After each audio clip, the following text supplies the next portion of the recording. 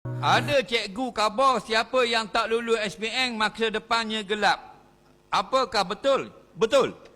Ada cikgu khabar siapa yang tak lulus SPM masa depannya gelap. Betul.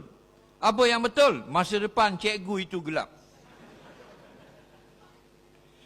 Faham? Kerana masa depan ni semuanya dalam jaminan Allah.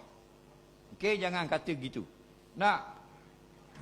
Siapa sini yang PAS SPM? Cakap tangan. Ramai lah tak? Berapa gaji? Awak PAS SPM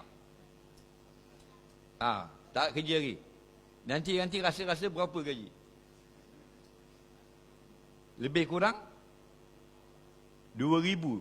Orang yang paling tinggi gaji dalam Terengganu 3 orang. Tiga-tiga ni tak ada SPM. Nah, nombor 1 perempuan. Berapa sebulan? 450,000. Orang Terengganu. Tak ada SPM. Okey?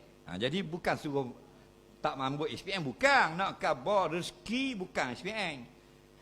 Tapi ambillah pelajaran setakat mana yang kita mampu. Kalau kita boleh setakat SPM, lebih baik daripada tingkatan 4. Kalau kita boleh sampai tingkat diploma, lebih baik. Dan agama lebih puji kita daripada setakat SPM. Kita boleh sampai kepada degree, lebih baik. Lebih sampai master, lebih baik. Itulah Islam, indahnya Islam. Bukan dilarang, lebih baik. Tapi jangan pegang bila dengar ada CJ, cerah masa depan. Tak ada. Itu syirik namanya. Kerana yang menjamin masa depan manusia, Allah. Inna Allaha huwa razak.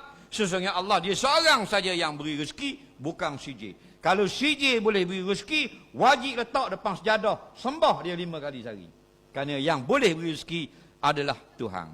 Kalau CJ boleh beri rezeki, CJ adalah Tuhan. Faham lagi? Ambil CJ tak salah, lebih tinggi lebih baik, tapi jangan bertuhankan kebendaan.